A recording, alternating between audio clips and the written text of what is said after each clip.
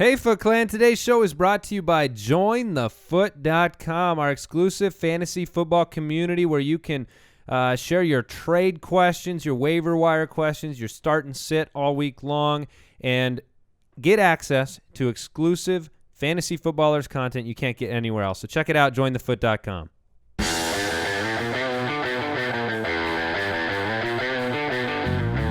Welcome to the Fantasy Footballers Podcast with your hosts, Andy Holloway, Jason Moore, and Mike Wright.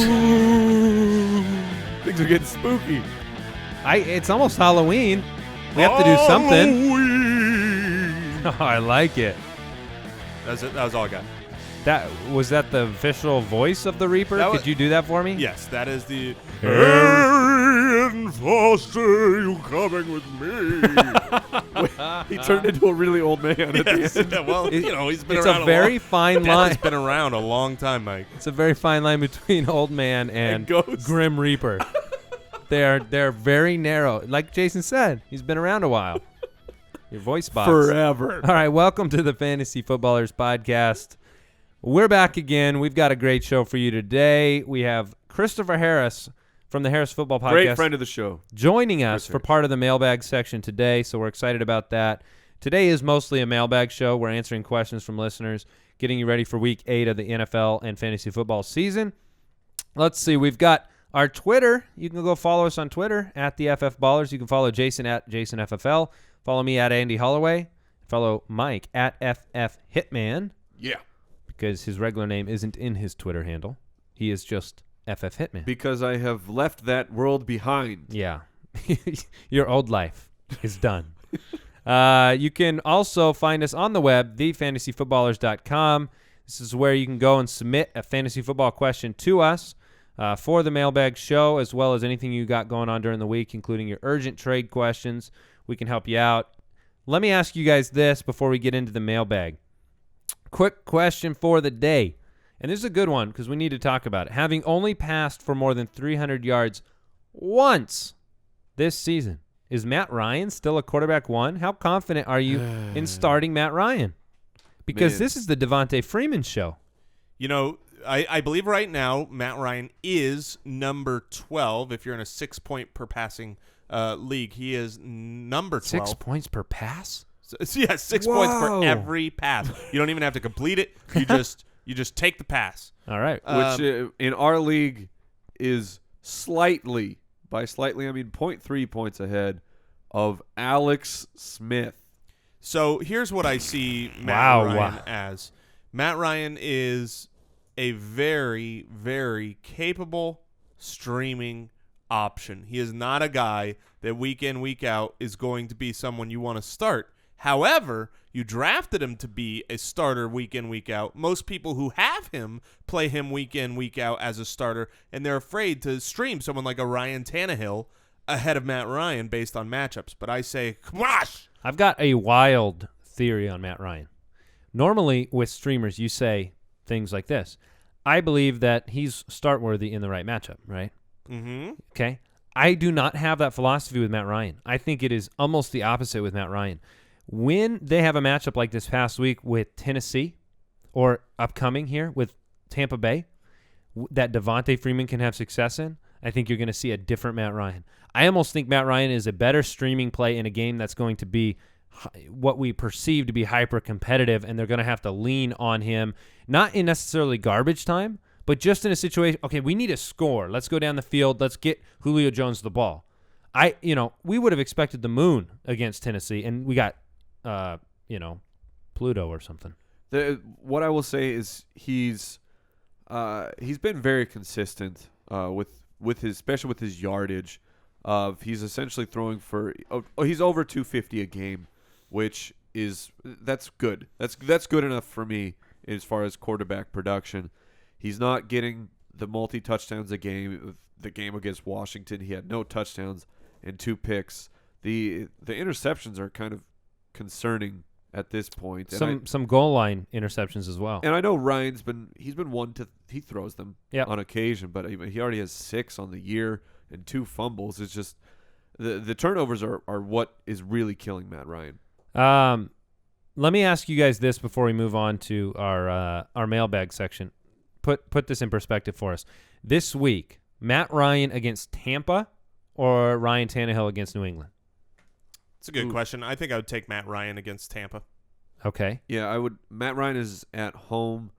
Where is the Patriot game? I got another one for you. The Patriot game's in Miami, by the way. Okay, at home. Yeah, I'm still gonna go with Matt. Oh, Ryan. am I wrong about that? No, it's in Foxborough.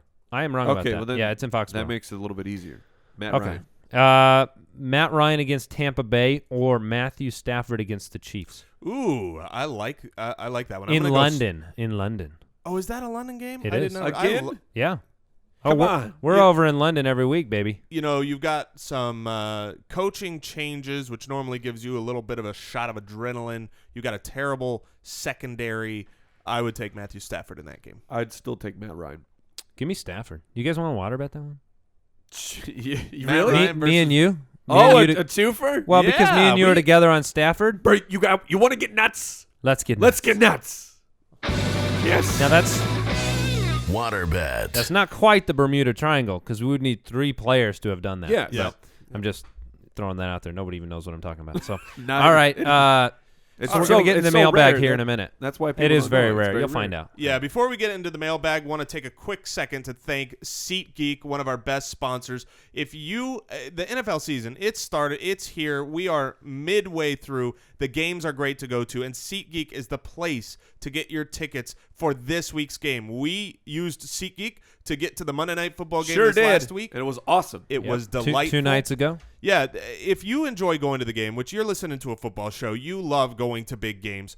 If your team is home this week, grab your phone, get the SeatGeek app, and download the app for free. Use our promo code Footballers, and you will get $20 off your first purchase with SeatGeek. They have 3 amazing things that make them stand apart from everyone. First, they take hundreds of ticket sellers and they pool them all together. Second, they give you a deal score. They show you super easy on there which ticket is the best price ticket. And finally, their mobile app makes it super quick, super efficient. You can zoom in. I mean, it's exactly what you have been wanting ticket apps to be. So here's what you do.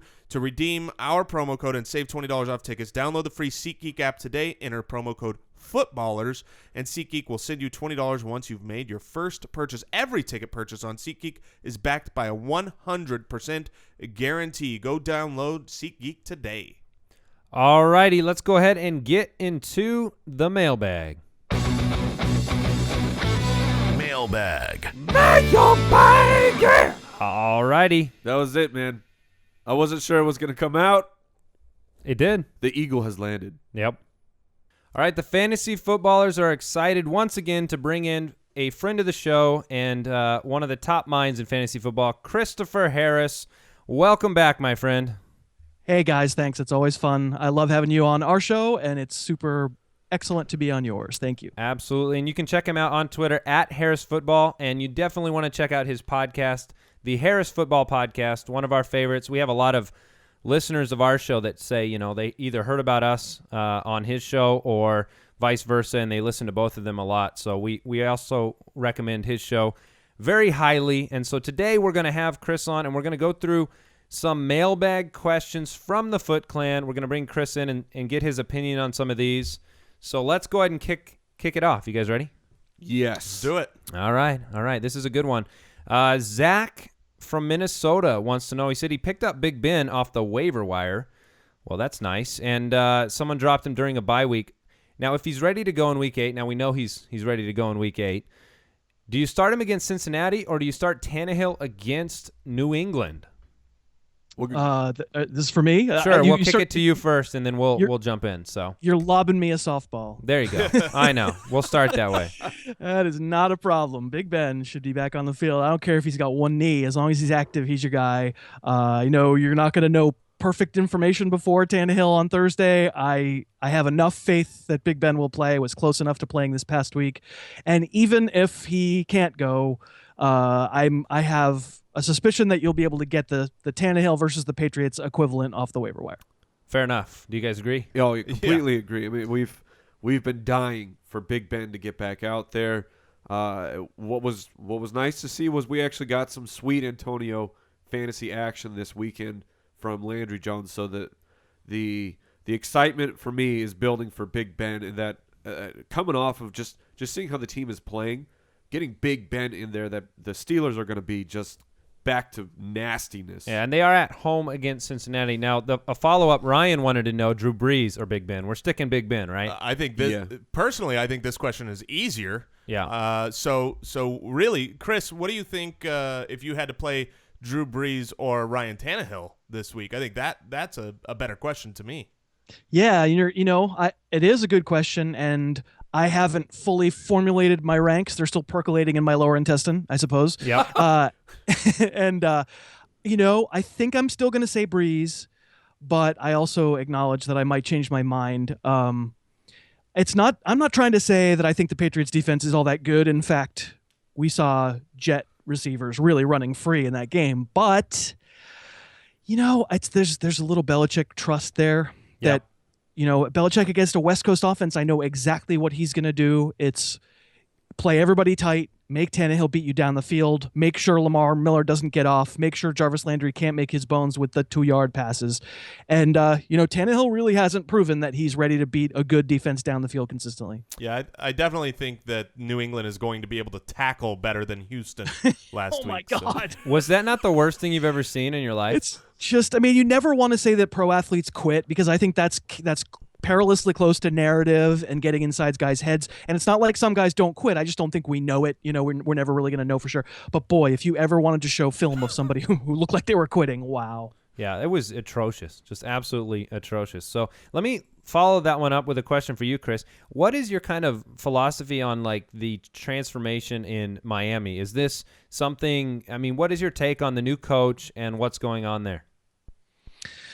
I think you look real good when your first two opponents are Tennessee and Houston. So there's a little, a little skepticism there. But listen, you can only play the opponents they put on the schedule. And, I don't think any of the four of us could look at this team and say that before, when they had the old coach there, old Chipotle manager himself, that they would have rolled over those two teams. I don't think they would have. So it's an improvement.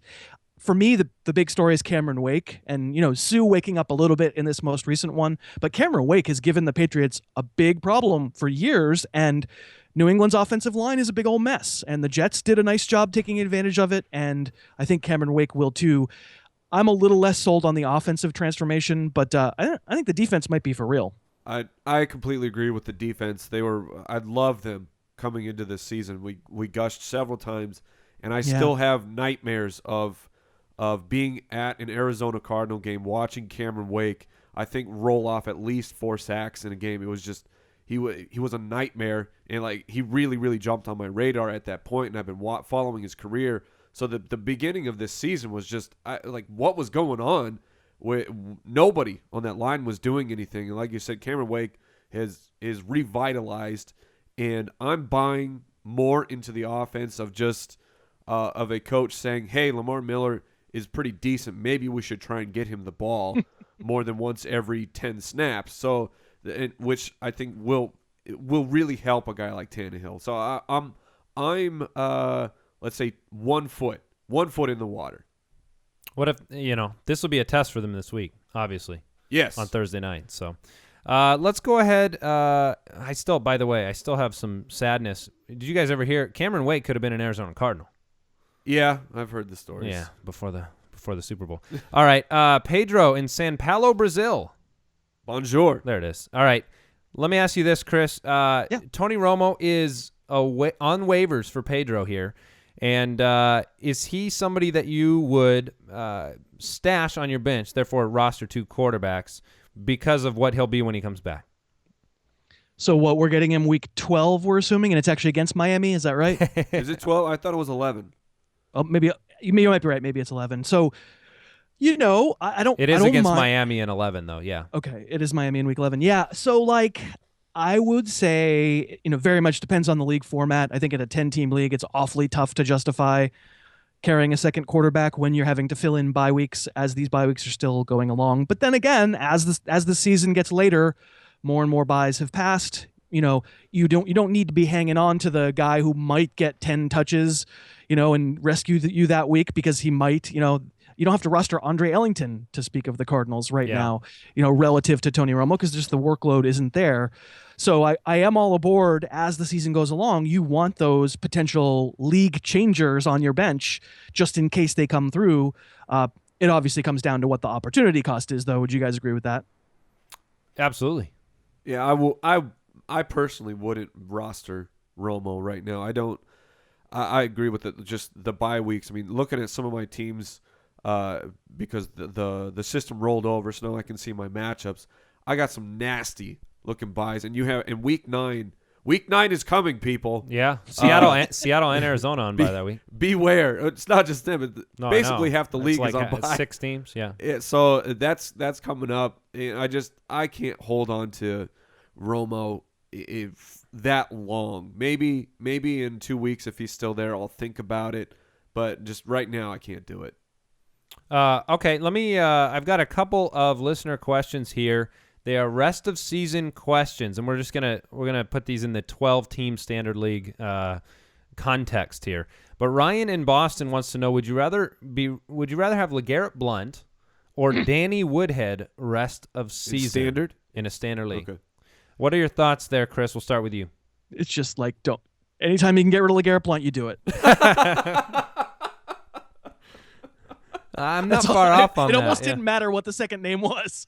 So, Chris, what were your thoughts going into the Colts game for LeGarrette Blount, where it was the history was there for the New England Patriots to run all over them with a guy like LeGarrette Blount, and then he did it. How did you feel about him during that game? Is that just that one particular defense, and we won't see that again? That's just that one matchup.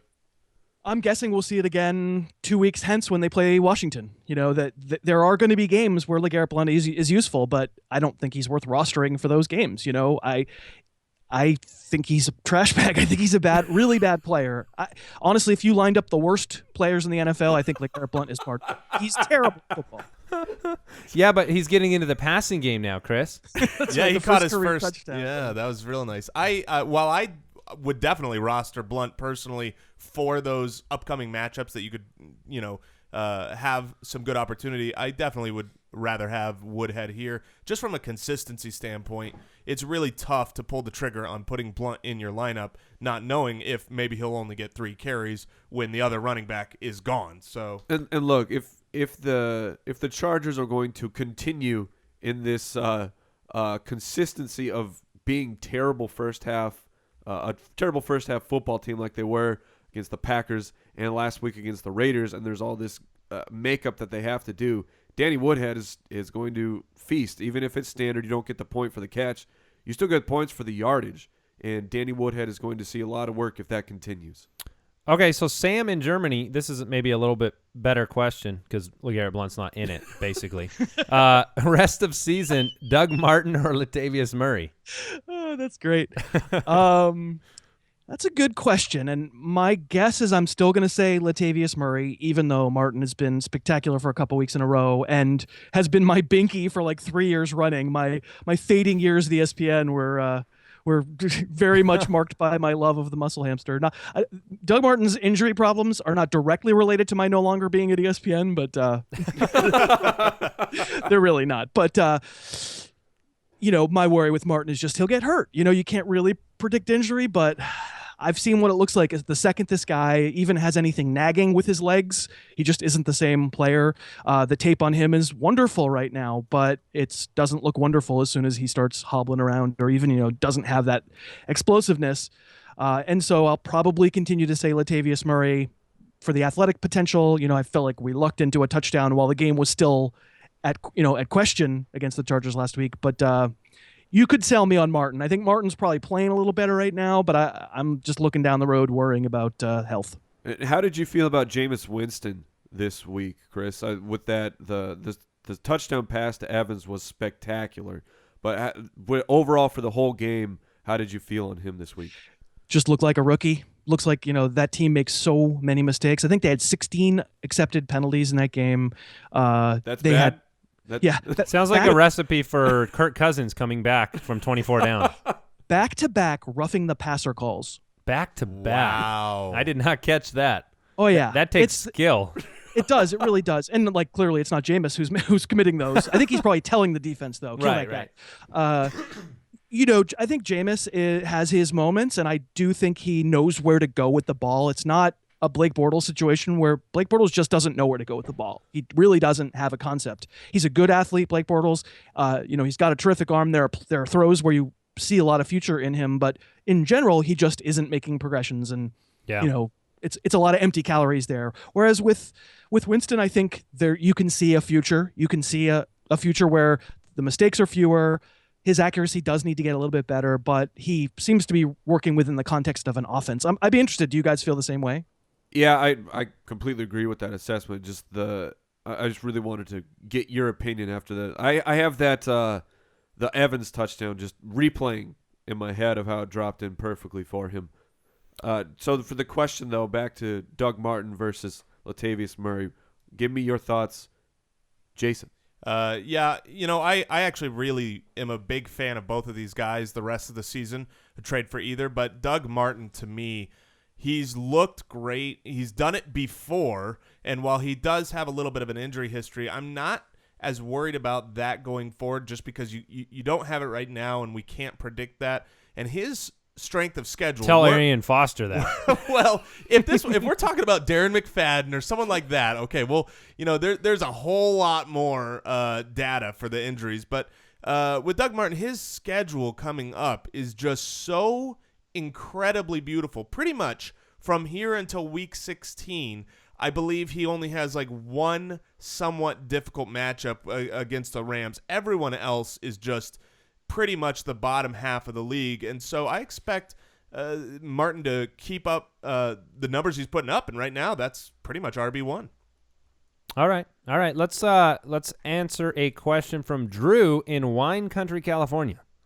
Now he is talking about Detroit, and I'm going to make sure that we know Drew put this question in there. I'm not just forcing a Joik Bell question into the show because for goodness sakes, I don't want to talk about him anymore. Goodness, not now. Coaching change, all right? It's his best game of the year. How do you not want to talk about Joik Bell? Yeah, 10 snaps. Coaching change in Detroit, is it worth – his question here, Drew's question is it worth looking at Abdullah again with the Joe Lombardi? He's out the door. The offensive line changes. He's in a PPR league himself. What are your thoughts on the coaching change and the running back situation in Detroit, Chris? I mean, if you're up against the wall and you got to start one of these guys or you got to invest in one of these guys moving forward, do you do it at all or who is it? Oh, I mean, it's Riddick in a PPR. I don't think it's close, right? I mean, I think he still leads the NFL in running back receptions. He was the one who played the most snaps. He played something like 28 snaps or something relative to 10 for Bell and 11 for Abdullah. And clearly that is game flow dependent, but if there's a team I think, could the game flow would tend to benefit Riddick more weeks than not. He got a red zone carry. He's looked a little bit better as a running back. I think actually as a waiver ad in a 12-team league, and even if it's standard scoring, he's not a terrible option if you're in bye week hell. What will the philosophical change be with Lombardi gone? Anybody else's guess is as good as mine. We're really not going to know until we see it. Probably going to be better. Well, if it's a change, I wouldn't think that it would be a change in the direction of Joik Bell. Right. It feels like it would be a change in the direction of, all right, we're going to clean house. Caldwell, you're probably on your way out too. Like, let's see if Amir Abdullah can play. Let's see if Theoretic can play. Joik Bell, for as much as we all thought he had potential for this year, maybe not healthy, plus 30 years old. Like, the future of that backfield is not Joik Bell, but anybody who says they know what the actual, boots on the ground difference is going to look like is speculating. I think Abdullah will be worth another look because, like Chris was saying, to me, if I'm running the Detroit Lions, I'm throwing Abdullah out there. I'm going to see, is this guy capable of doing what we drafted a guy in the second round? Let's see what he can do. While I agree that this moving forward right now with the information we have is still Theo Riddick, but Joe Lombardi's coming from that New Orleans Saints system of we like to throw the ball to the running back, and it's not really working for Detroit to win games. So will the new play callers still be very very happy to do that? like Lombardi has in the past. So I have a little bit of concerns for Riddick, but Abdullah, if he's on your waiver wire, which there's I've seen a lot of wires where he's available, I would stash him. I'm not playing him this week, but I would stash him. Did you have any conflicting thoughts, Jason? No, Mike pretty much said what I think, which is I believe that they will have to, when you make this change and you look what they've been doing, they're going to have to run the ball more on the ground. Just because they need a change. You saw it in Miami. They weren't running the ball, and then they said, we're going to dedicate ourselves to being more balanced. And I expect literally because it's a change, and you have to come in and you have to do something different. The only thing different, you can't come out and say, we're going to throw the ball more. You just can't do that if you're the Lions. So I expect them to give a little bit more ground usage. Right. By the same token, though, I think they would have loved to have run the ball, and they tried to run the ball. There's no offensive line there. And if some offensive coordinator comes in and says, all right, that's it, we're calling 30 run plays a game, and we're getting 42 yards, that guy's not going to last either. So to some degree, it's a question of can they, they fired the offensive line coaches too, which might tell you a little something about what they think their line performance has been relative to what they think their line talent is. Right. I think they probably believe in the talent a little more than has been shown. Let's see. Maybe they're able to block him up a little bit better.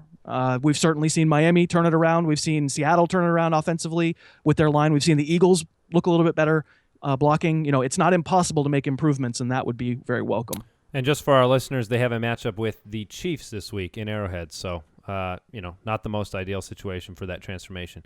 Let's go ahead and move on here. This is a question from Jody. Thursday night football question, really.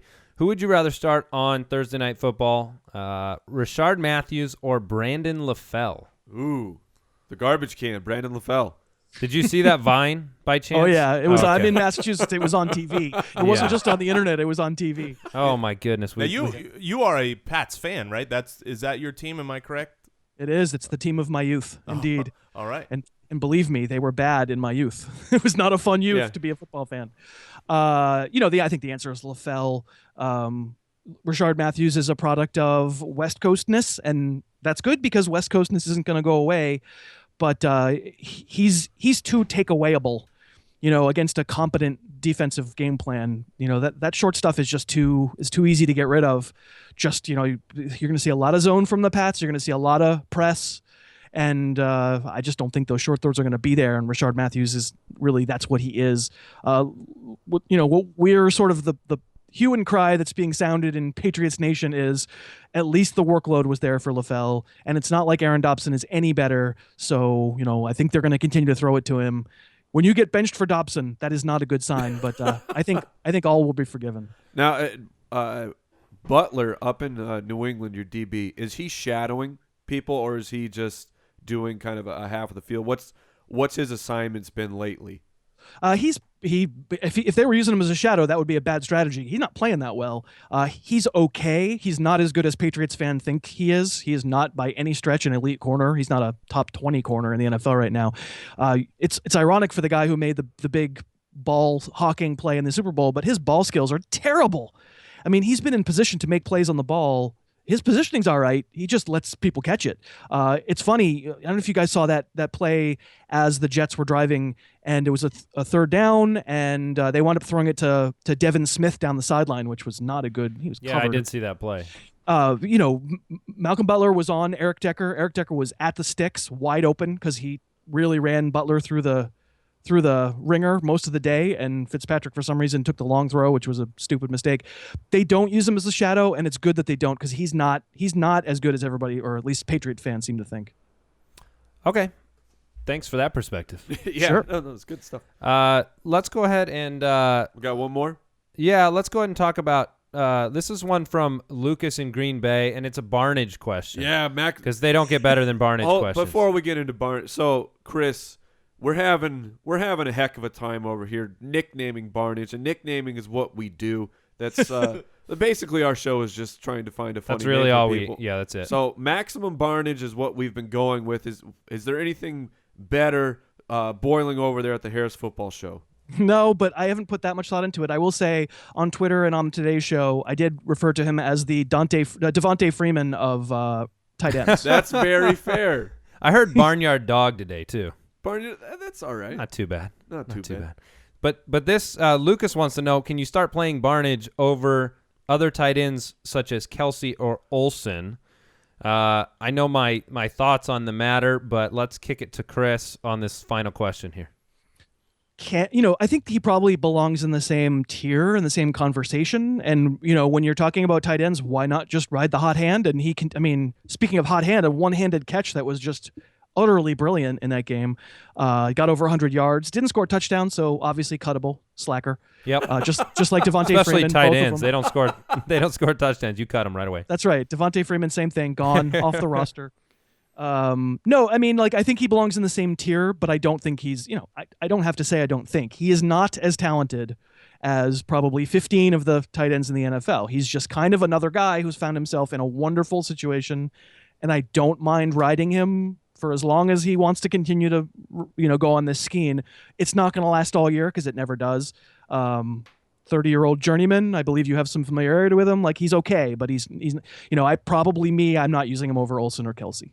Yeah, I'm not using him over those guys either because I'm waiting for the shoe to drop on him. I had to do a little confession segment this past week and admit the fact that like Rashard Matthews and Dante Moncrief were sustainable, usable players in fantasy football. I just kept waiting for that to stop, and so I don't know if it's going to be the same case with Barnidge or not. And we always tell people, like, to quote Jason, you got to stay in the flames. Stay in the Sometimes. flames. Stay in the flames. I like that. That's true. You really do. I mean, there's a lot of truth to that. As long as you don't stick with it after the flames have simmered, remembering the flames, right? You stay with them until they last, and then you jump. Don't walk on the coals. You stay in the flames. You don't walk on the coals.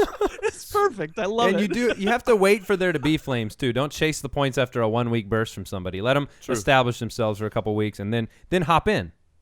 And then you're set. So, hey, Chris, we really appreciate you coming on the show today and tackling some of these questions with us. You can find Chris at Harris Football on Twitter. Make sure you tune into the Harris Football Podcast. It is always a good listen. We love it, and we appreciate you being on, Chris. Thanks for having me, guys. And, just continued success. It's so great. And I listen to your show. It's really, really fun and awesome that we're, both doing well and that it feels like we're really good companion pieces to one another. So anybody who listens to the football guys are going to think that the podcast over here is a little less funny, but we have our moments, and I think you'll enjoy it. I think I'm with you. We're a very complimentary podcast. Yeah, one in your left pocket, one in your right pocket. No big, you got them both. What kind of person are you talking about that has two cell phones? They got two phones. It's Shefty. Okay. No, it's just two burners on the wire. There you go. Usually the people I know who have multiple phones are unscrupulous types. There you go. Okay. Well, those guys will like our show too. But yes, go Team Independent Podcast. There you go. Thank you, Chris. All right. Thanks, Chris. Thanks, guys. All righty. Thanks to Chris once again for joining us on the mailbag section. That was a lot of fun. We're going to answer a few more listener questions here on the show today. And we're going to start with John in New Hampshire. John wants to know, can you trust Peyton Manning? Nope. On Sunday Night Football, or do you start Matthew Stafford? If it was Monday Night Football? Nope. What if it was Thursday Night Football? Maybe on Tuesdays. Yeah, Tuesday football. I've heard Peyton Manning's very good on a Tuesday. This is so sad. This is so sad. I feel like it's somehow like, I don't know, you just can't say these type of things about, a future Hall of Famer. But here's our job. As soon as a player falls off, we need to we pounce on them like a pack of wild hyenas and say how much he stinks. All right, hold on. Counterpoint. John, you want to be walking on hot coals? Huh? Get off. Listen to this. Yeah, that's funny. Peyton Manning coming off the bye at home. They figured the offense out. It's just. Let me give you the counterpoint. Bye weeks generally favor the defense. You've got two teams who are meeting each other both off the bye. So the defense he's facing is also coming off of a bye, and Green Bay is a good defense. I actually don't like – this is like – I don't know what the over-under is on this game, but I'm taking the under. I don't like Peyton Manning. I'm just arguing because his – well, that's what people are saying right now. Heritage Foundation asked me to. Unless Peyton Manning hit up the surgeon over in Germany, or I can't recall the country. Maybe it was Italy. Who's going to perform? Germany. Is it Germany? Yeah. The guy who's going to perform the head transplant here in the next couple of years. If Peyton Manning has not had that, then I can't trust Peyton. Well, that's really good fantasy advice. Well, Thank you, Mike. Let's move on to this one. Jonathan wants to know, who would you rather have rest of the season, Alshon Jeffrey or Jarvis Landry? Well, if it's a PPR or a half-point PPR or a standard, I would take Alshon Jeffrey.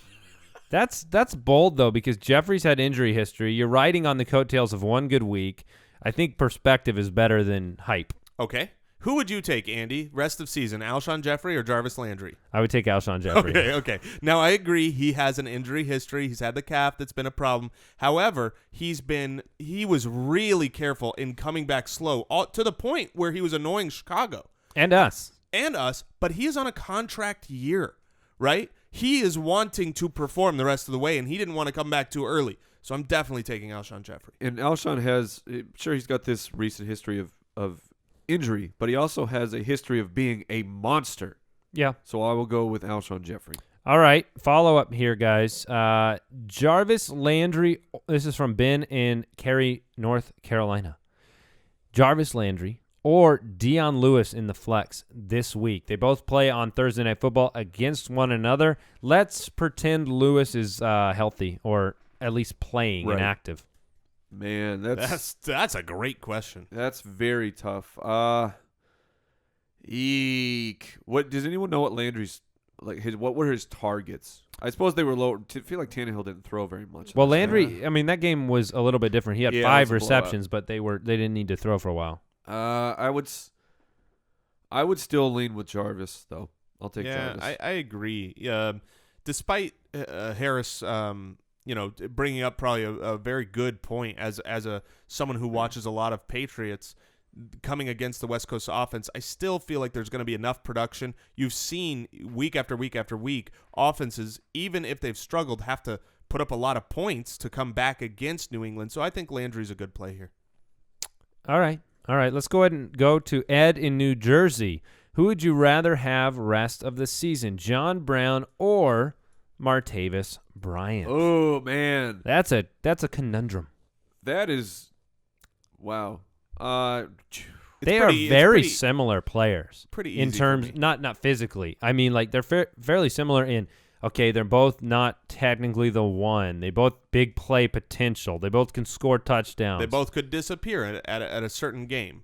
I mean, yeah. So who do you take? I take Martavis Bryant going away. I think that John Brown's floor is a little bit higher, right? It would be harder for John Brown to completely disappear than Martavis Bryant. But I also think Martavis Bryant's ceiling is as high as anyone in the league and higher than John Brown's. And you got Big Ben coming back. What I'm trying to look up right now, I think strength of schedule is on the side of Bryant rest of season, but I'm going to confirm that real quick. Yeah, and I want to look at his snaps, which I'm pulling up. So Bryant, week 6 played 62% of snaps. Week 7 played 65%. So slightly better schedule. For Bryant. But John Brown basically doesn't leave the field. Yep. He is the number 2, where Martavis, I mean, if these snaps continue in the 60s, then it's John Brown. We don't know what's going to happen when Big Ben comes back, what the offense will look like with Martavis and his snap percentage. But just off of those 2 games, I would have to go with John Brown because he's on the field more.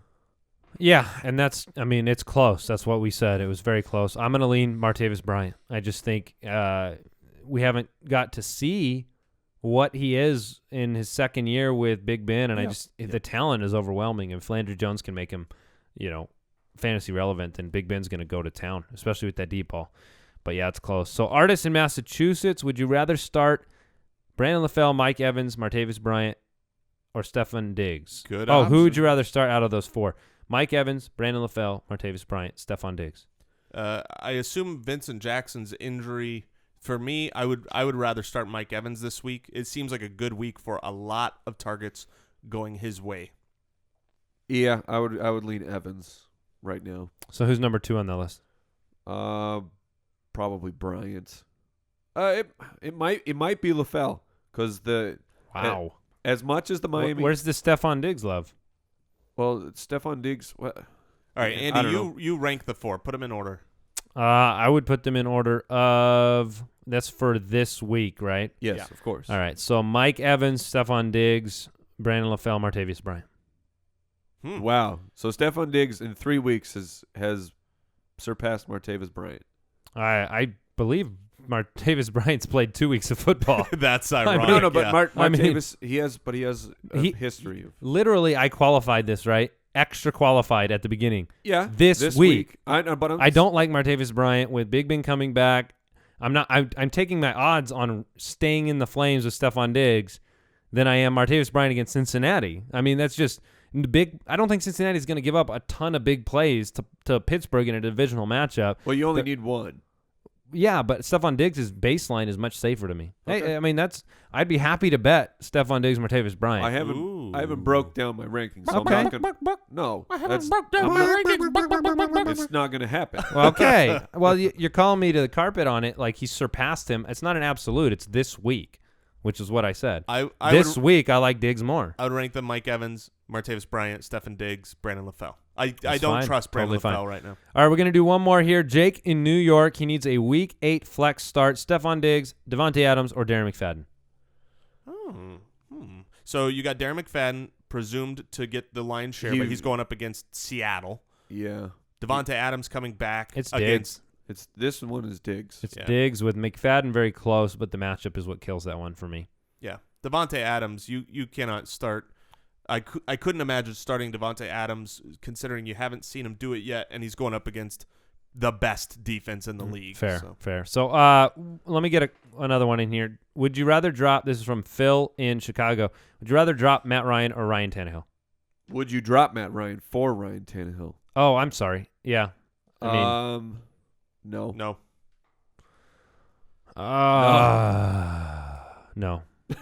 No. But not without a long sigh. I didn't say no without a long sigh. So, all right, that does it for today's show. We thank you for listening. We've got our Week 8 preview shows coming up Thursday and Friday. We're going to give you everything you need to know about the Week 8 matchups. Stay tuned for our rankings to hit the website, thefantasyfootballers.com, this evening. Wednesday evening, we'll have those up there so you know who to start. We're also going to start putting in our starts of the week on the website this week so you can actually see those in case you miss them at the end of the show tomorrow. You guys got anything else going on? Mike, are you feeling better today than you were yesterday? We're getting there. We're recovering. Or on the earlier show? We're recovering. Clearly you can hear the voice is returning. I got the mailbag out flawlessly, I might add. Flawless. Well, sure, we'll let you think Flawless that. victory. You've set a standard for mailbags that isn't very high. Not very high. So yeah. All right, that's it for today. Make sure you check out jointhefoot.com. Join the discussion with us on the fantasy football world. And we will be here again tomorrow and all year long. So, And we're going to be tan pretty soon. oh yeah, spray tan. Goodbye. Great. Thank you for listening to another edition of the Fantasy Footballers Podcast. Don't forget to visit us on the web at www.thefantasyfootballers.com and follow us on Twitter @TheFFBallers.